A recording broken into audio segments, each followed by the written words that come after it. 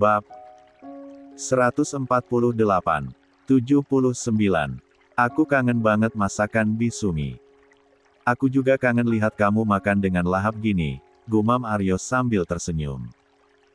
Dewi hanya tersenyum, hatinya terasa hangat. Meskipun tubuhnya masih sedikit lelah, tapi bersama Aryo, semua terasa lebih ringan. Setelah beberapa suapan terakhir, Aryo meletakkan sendoknya dan menyekam mulut dengan serbet.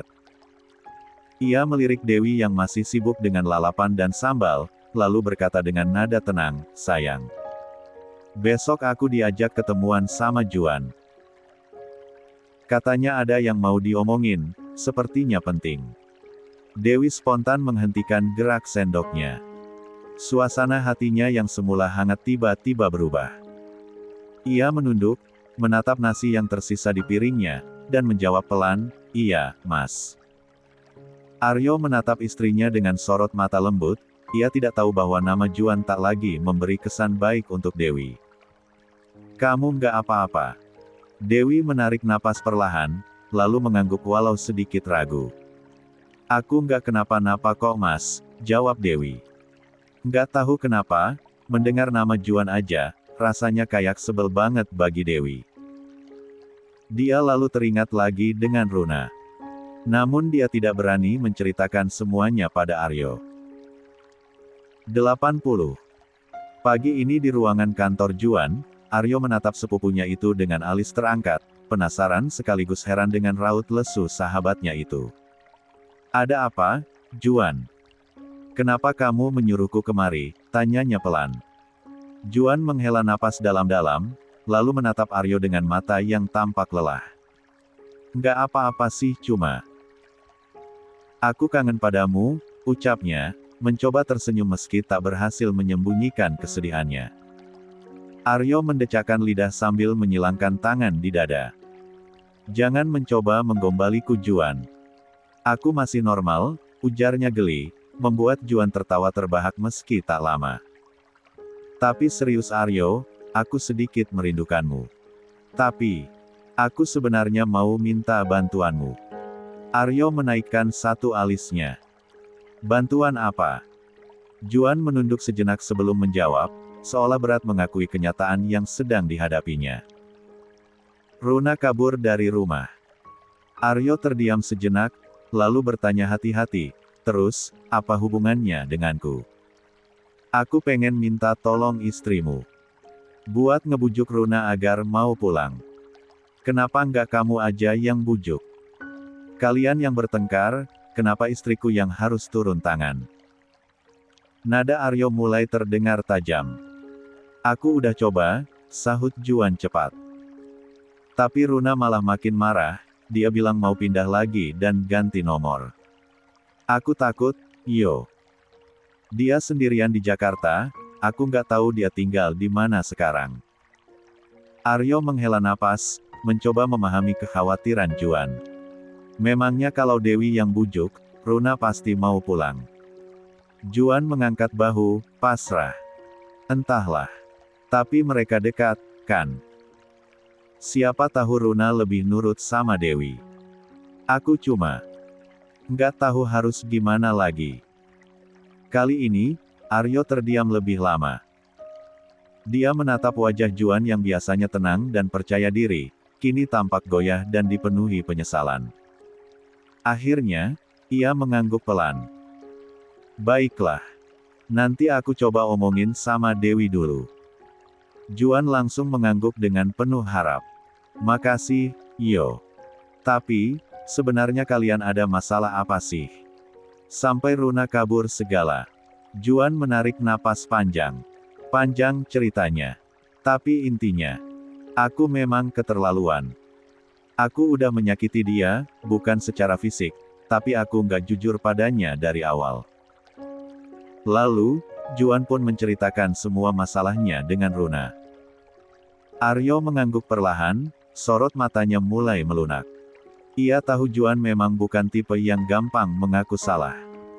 Tapi melihat sahabatnya sejujur ini, membuatnya percaya kalau penyesalan itu nyata. "Aku akan coba bantu." Tapi aku nggak jamin bisa berhasil membuat Runa pulang. Kamu juga tetap harus berusaha Juan. Juan mengangguk. Iya, aku ngerti. Setelah Aryo pergi, Juan duduk terpaku di sofa ruang tamu yang kini terasa lebih sepi dari biasanya.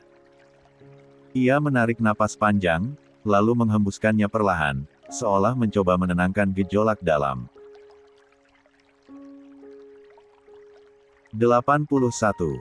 Dadanya yang mulai terasa sesak. Tangannya merogoh saku, mengambil ponsel yang sedari tadi seperti memanggil-manggil untuk digunakan. Dengan harap-harap cemas, Juan membuka daftar kontak dan memilih nomor Runa. Ia menekan tombol panggil, menunggu dering pertama, kedua, ketiga. Hingga akhirnya terdengar suara otomatis yang menyatakan nomor tersebut tidak aktif. Ah! Dia ganti nomor lagi, gumamnya pelan, kecewa. Wajahnya menegang, matanya menatap kosong layar ponsel sebelum akhirnya meletakkannya di meja dengan kesal. Sebenarnya, kalau mau, Juan bisa saja melacak keberadaan Runa. Ia punya koneksi. Ia punya kemampuan. Tapi ia juga tahu, Runa bukan tipe perempuan yang bisa dipaksa. Sekali saja dia merasa dikekang atau ditekan, maka Runa akan menarik diri lebih jauh. Dan kali ini, Juan sadar, kesalahannya terlalu besar untuk diselesaikan dengan paksa. Runa. Lirih Juan, menyebut nama itu seperti doa. Matanya menerawang, pikirannya dipenuhi wajah perempuan yang selama ini ia sayangi, yang kini menjauh karena ulahnya sendiri. Apa yang harus aku lakukan? Biar kamu mau maafin aku. Tanyanya pelan, seolah Runa bisa mendengarnya dari kejauhan. Jemarinya yang kasar mengusap wajah dengan lelah, mencengkeram rambutnya sendiri seolah berharap bisa menarik keluar semua penyesalan yang menyesakkan. Untuk pertama kalinya dalam waktu yang lama, Juan merasa kalah. Bukan oleh orang lain, tapi oleh egonya sendiri. Pikirannya mengembara, menelusuri kembali jalan penuh liku yang membawanya ke titik ini sendirian, terluka, dan merasa kehilangan arah. Semua bermula dari satu malam yang tak seharusnya terjadi. Flashback on.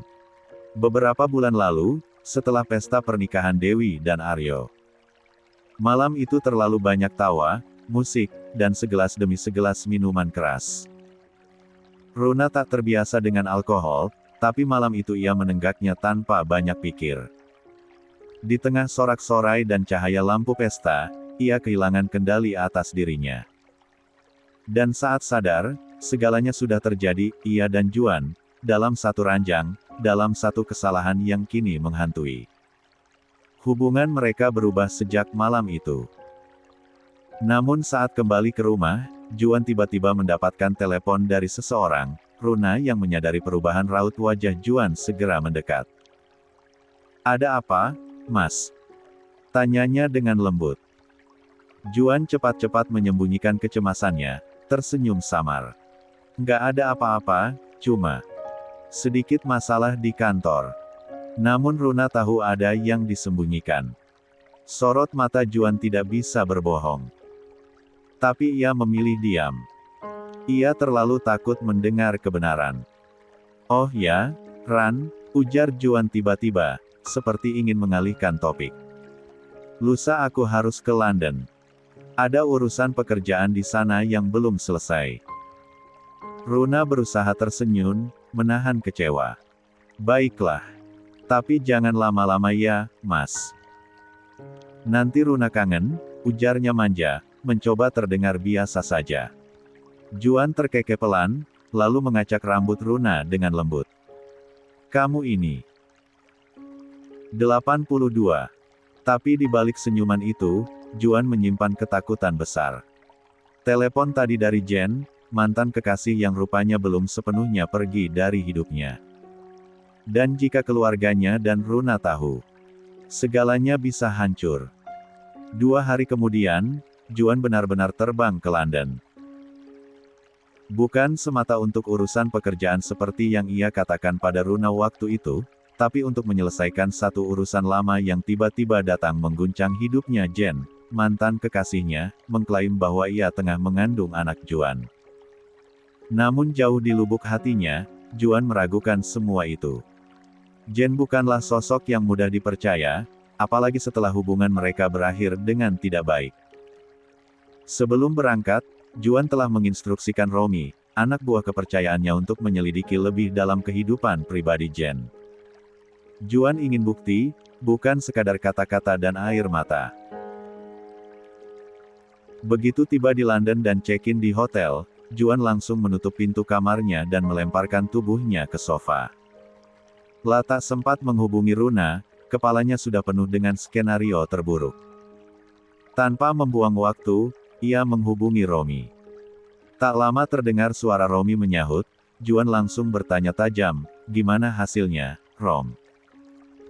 Kamu udah cek semua yang aku minta?" Romy mengangguk. "Sudah Tuan. Saya dan tim berhasil meretas sistem CCTV di apartemen tempat Jen tinggal. Hasilnya, ya, sesuai dugaan Anda. Dia sering membawa laki-laki ke apartemennya. Hampir tiap minggu dengan orang yang berbeda. Kadang 2 kali dalam seminggu. Kami juga dapat beberapa rekaman yang cukup jelas." Mendengar itu, Juan terdiam sejenak. Wajahnya mengeras, rahangnya menegang. "Dasar jalang. Jadi kemung Dewi besar itu bukan anakku," ucapnya pelan, tapi tajam. "Saya juga berpikir seperti itu, Tuan. Tapi kalau Tuan mau, saya bisa bantu cek DNA, biar semuanya jelas." Juan mengangguk pelan. "Lakukan kalau begitu. Aku mau semua bukti lengkap. Kalau dia cuma ngibul, aku nggak akan tinggal diam." Setelah menutup panggilan, Juan menatap langit-langit kamar hotel dengan nafas berat. Amarah, kecewa, dan rasa muak berbaur jadi satu. Dalam hati, ia semakin merasa bersalah pada Runa, bukan karena ia telah mengkhianatinya, toh hubungannya dengan Jen sebelum dia bersama Runa. Tapi, karena telah menyeret Runa ke dalam pusaran masa lalu yang seharusnya sudah selesai. "Apa yang harus aku lakukan sekarang?" gumamnya lirih, lebih pada dirinya sendiri. Esok paginya, Jen berdiri di depan cermin sambil merapikan rambutnya dengan penuh semangat. Hatinya berdebar-debar membayangkan pertemuan dengan Juan. Baginya, ini adalah momen istimewa, mungkin awal dari lembaran baru yang selama ini ia nantikan. Sejak Juan kembali ke London dan tiba-tiba mengajaknya bertemu di rumah sakit, Jen langsung menyimpulkan bahwa Juan akhirnya menerima kenyataan kehamilannya. "Akhirnya dia luluh juga," gumam Jen sambil tersenyum senang. Begitu tiba di rumah sakit, Jen langsung melihat Juan berdiri di dekat pintu masuk. Ia segera menghampiri. 83. Lelaki itu dengan wajah berbinar. "Juan, akhirnya kamu kembali ke London. Aku sangat merindukanmu," ucap Jen pelan sambil membuka lengannya, bersiap untuk memeluk Juan. Namun Juan segera menepis lengan itu tanpa ragu. Wajah Jen berubah kecewa. "Kenapa, Juan? Kamu nggak merindukanku juga?" tanyanya dengan nada lirih. Juan menatapnya dingin. "Hentikan, Jen. Kita sudah selesai. Kita putus. Jangan sentuh aku lagi." Jen mencibir, mencoba menyembunyikan rasa sakitnya. "Terserah. Yang penting kamu mau bertanggung jawab dengan anakmu." "Oh ya. Kamu sudah daftar ke dokter kandungan, kan?" tanyanya sambil menatap Juan penuh harap. Juan mengernyit, merasa heran. Dari mana Jen tahu mereka akan masuk ruang pemeriksaan? Apa mungkin Romy yang membocorkan? Tapi Romy bukan orang yang ceroboh. Belum sempat ia bertanya, Jen sudah kembali bicara, "Ayo Juan. Aku tahu kamu pasti udah nggak sabar mau lihat bayi kita, kan?" ucap Jen manja.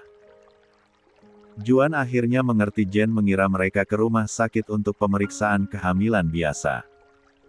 Senyum tipis muncul di wajahnya, tapi bukan senyum bahagia, lebih seperti senyum penuh rencana.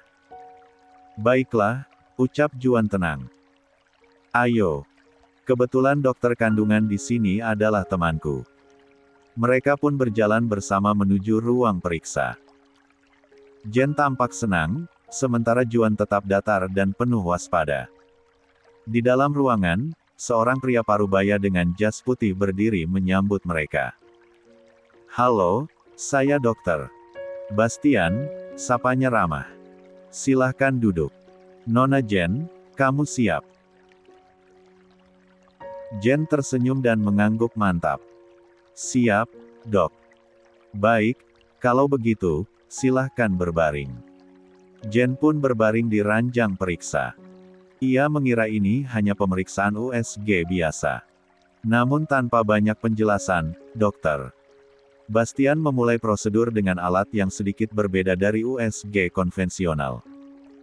Juan yang berdiri di samping, diam-diam menggenggam tangan kirinya yang mengepal kuat. Tenang saja, ujar dokter Bastian sambil mempersiapkan alatnya. Kami akan mengambil sampel kecil dari cairan ketuban. Ini aman untuk janin, dan sangat penting untuk memastikan beberapa hal. Jen sempat ragu, namun karena Juan Tolk bersuara, ia menenangkan diri dan membiarkan proses berlangsung.